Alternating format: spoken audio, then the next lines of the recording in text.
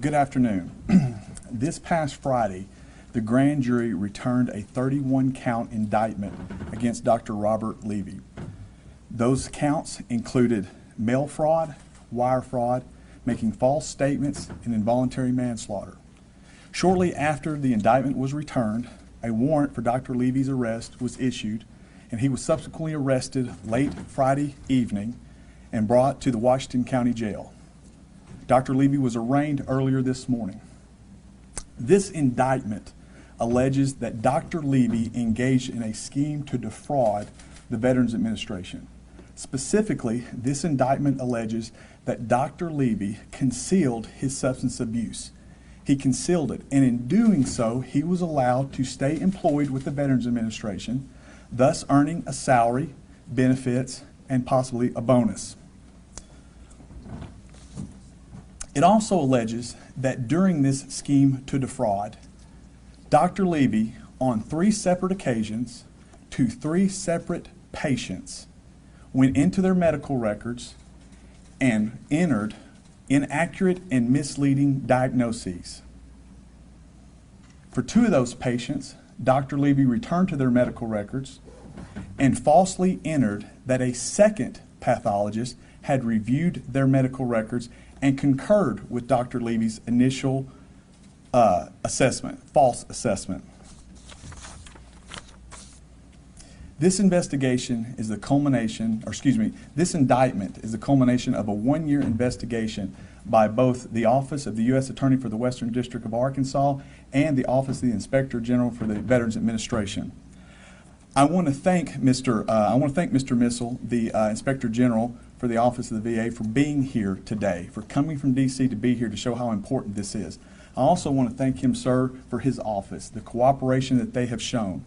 I also want to thank Agent Chris Rayburn and Agent Jeremiah Ruppert, agents from the VA. I also want to thank Kira Jenner and Brian Acorn from my office for their work on this case. Before I hand this over to Mr. Missel, I would like to end on one note. From the very beginning, my office understood the unique nature of this case. From the very beginning, my office appreciated the severity of these charges. And I can tell you from day one, we made this case a priority. And it will remain a priority until this case is closed, because our veterans deserve nothing less. Thank you. Thank you. When veterans go to VA for their health care, they expect to get help and not be harmed. If a physician or other provider does not meet applicable standards, much less engage in criminal acts, they will be held accountable. This prosecution of Dr. Levy is due to the leadership of U.S. Attorney Zach Keyes and his prosecution team, along with the efforts of the VA Office of Inspector General, criminal investigators, and healthcare professionals. Our thoughts are with the veterans and their families.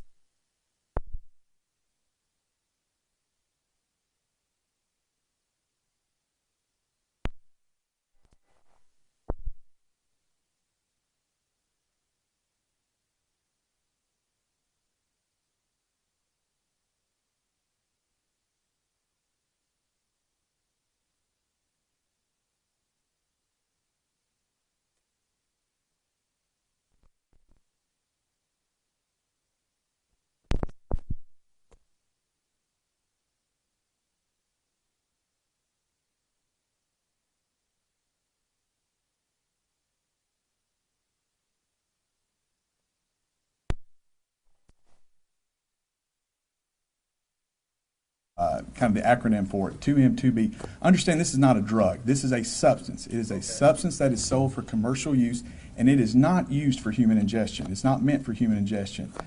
And I appreciate you asking this question, Doug. Please understand that Dr. Levy was a pathologist. He was skilled in toxicology. He had the medical expertise, the knowledge, the skill set, and the equipment to know exactly how much of this substance to take. He had the equipment to measure it out precisely, and he had the knowledge to know how to ingest it so that it wouldn't be fatal.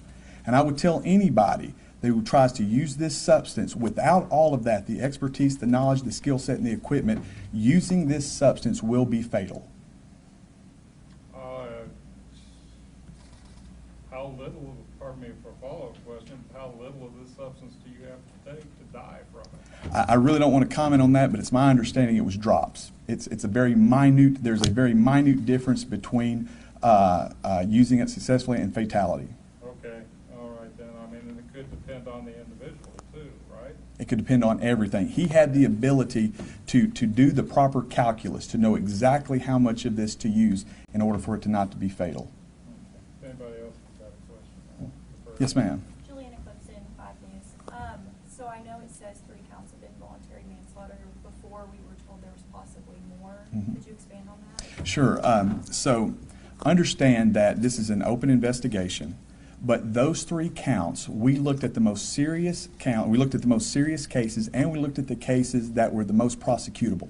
And those are the 3 cases that we feel confident that we can take into court and get a conviction. Just to follow up on her question, so it's accurate that VA has confirmed that at least 15 veterans died as a result of Levy's misdiagnosis. Is that right? I'm not familiar with 15. I'm not familiar. I will tell you this, that the 3 that we are talking about specifically are what we feel confident that we can prove beyond a reasonable doubt in a court of law. So that may be the difference between the 2 numbers. Yes, sir. Follow-up question along those lines. He changed, went back into medical records of 3 patients. Were those the 3 patients? That's correct. So on 3 different occasions with 3 different patients, he entered into their medical records false and misleading diagnoses. For 2 of those patients, he returned to their medical records and falsely entered that a second pathologist had reviewed and agreed with his first diagnosis, the one that was false. The indictment alleges that the 3 deaths were caused by Dr. Levy's conduct, by his actions. Okay, so the 3 cases you have here of fatalities are the same 3 that he went and altered the medical That's correct, records? yes. That's correct. But he altered the medical records because he had misdiagnosed them originally? I'm not... To be honest with you, we don't know why he entered a misdiagnosis. We do not know. All that we know is that he went in, knowingly put in a false diagnosis, and then tried to cover it up by saying that a second pathologist had acquiesced or agreed with his initial decision. But we have no idea why he did it initially. Okay, but was the false was what he wrote in after he had failed to properly diagnose the cases?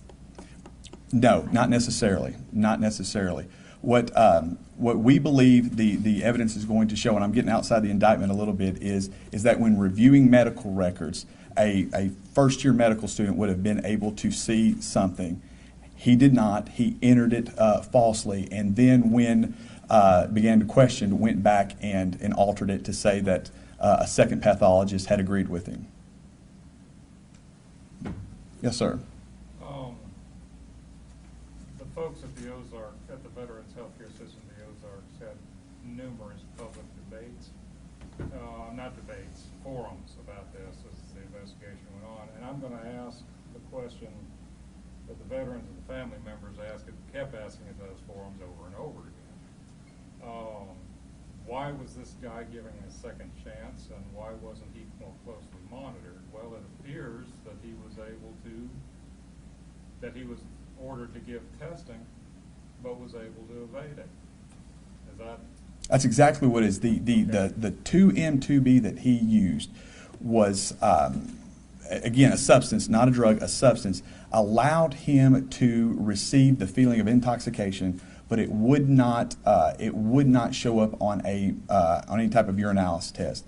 So again, he part of the scheme was his concealment of this by using that specific substance in order to mask the results of the test. Yeah, I mean, the Veterans Healthcare System of the Ozarks couldn't talk about this because it was a personnel matter up until now, but now we know that they did, in fact, follow up after his first intoxication thing and we're testing him, making him submit to urine and blood tests, which would have caught it if he'd been used regular conventional consumable alcohol. It would have.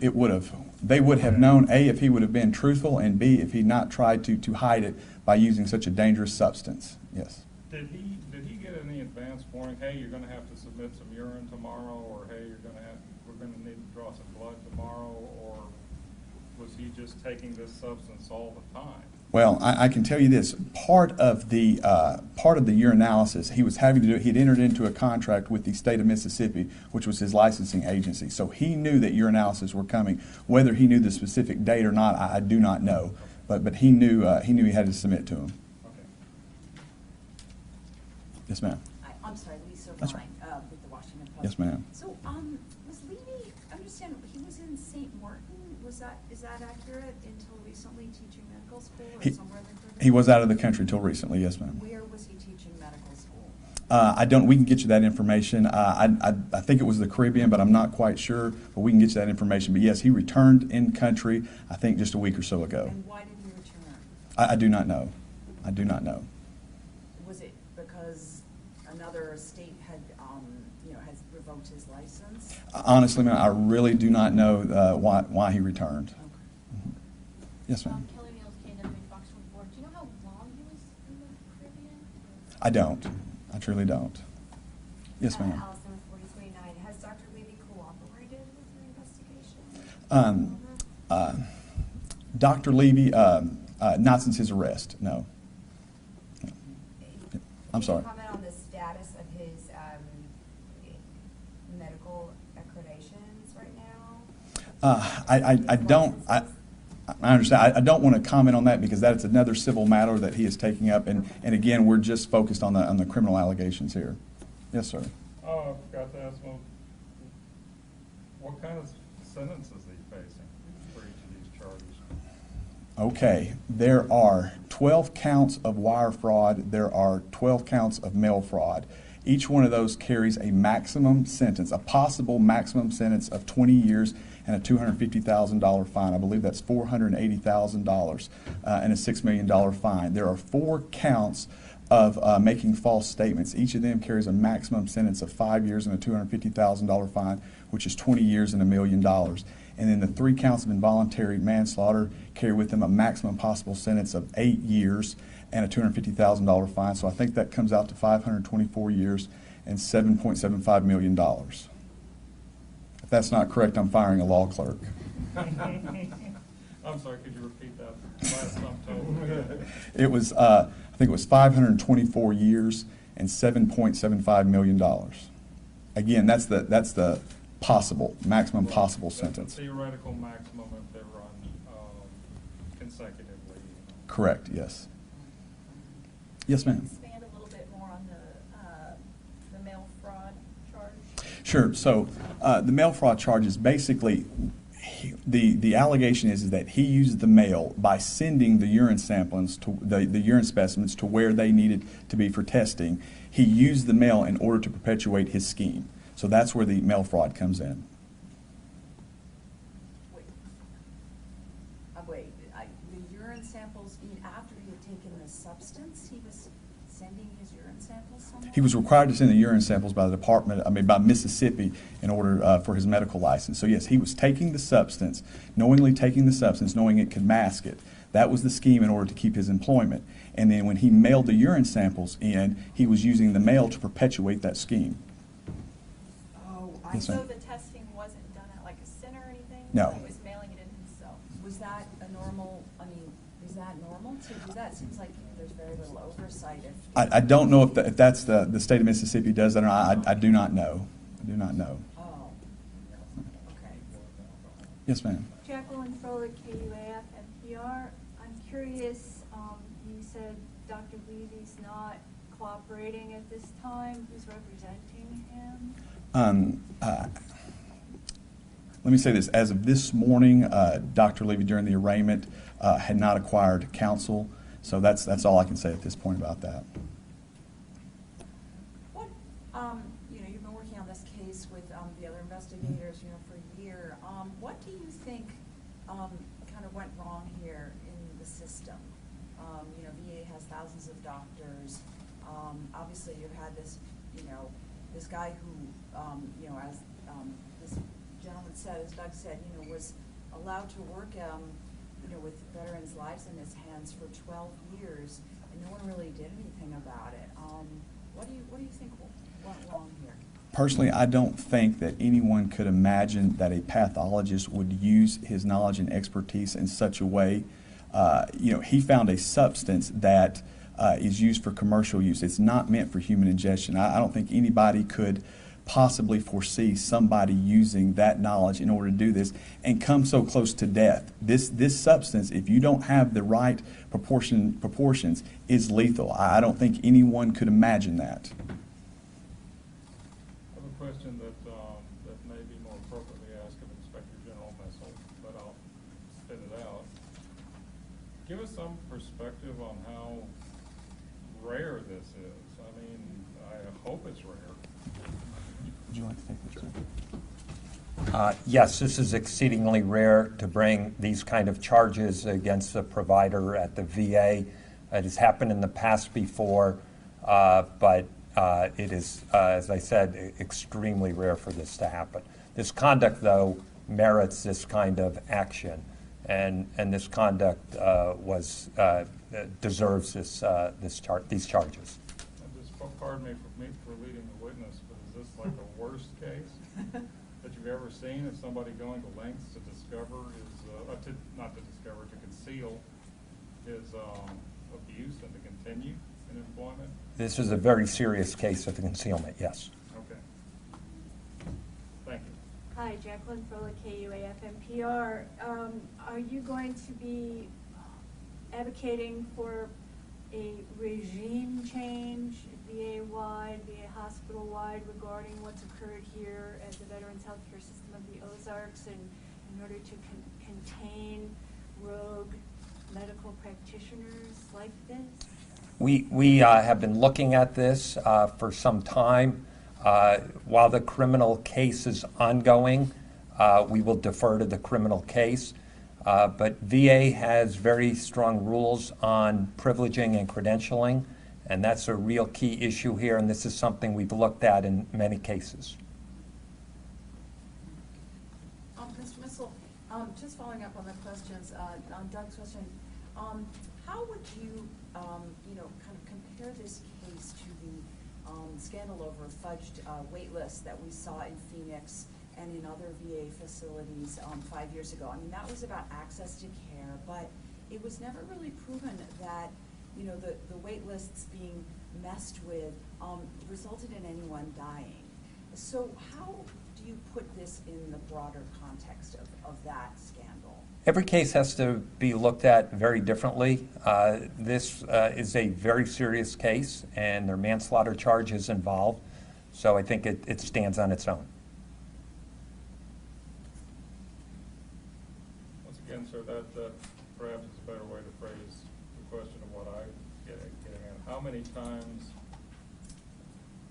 as good an indicator you give me, has anybody responsible for giving care at a veterans facility been charged with manslaughter? It has happened in the past, very, very infrequently. There have been angels of mercy and other kind of similar acts that have occurred, but I think you have to go back a number of years to find them. Thank you. Yes.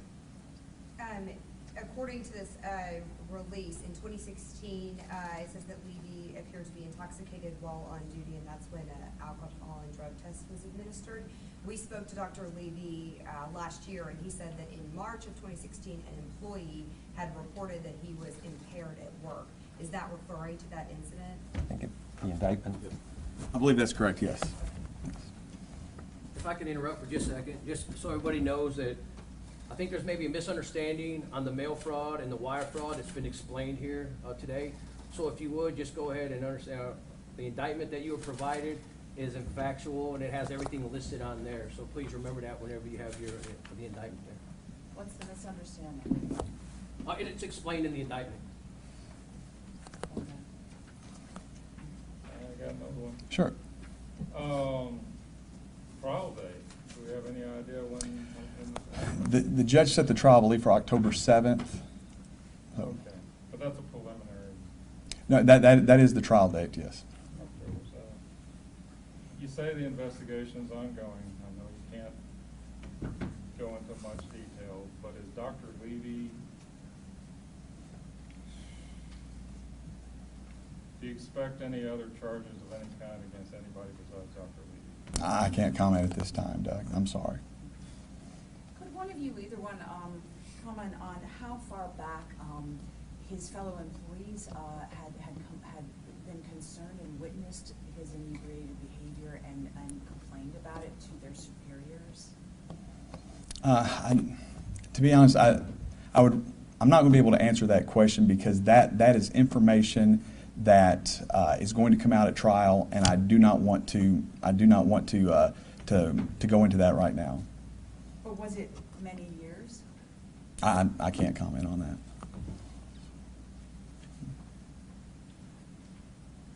The pathologist, where he allegedly falsely claimed that another pathologist concurred. Did he use the same pathologist's name each time? I won't be able to tell you that, Doug. I'm sorry. All right. Well, if there's no other questions, I thank you for your time.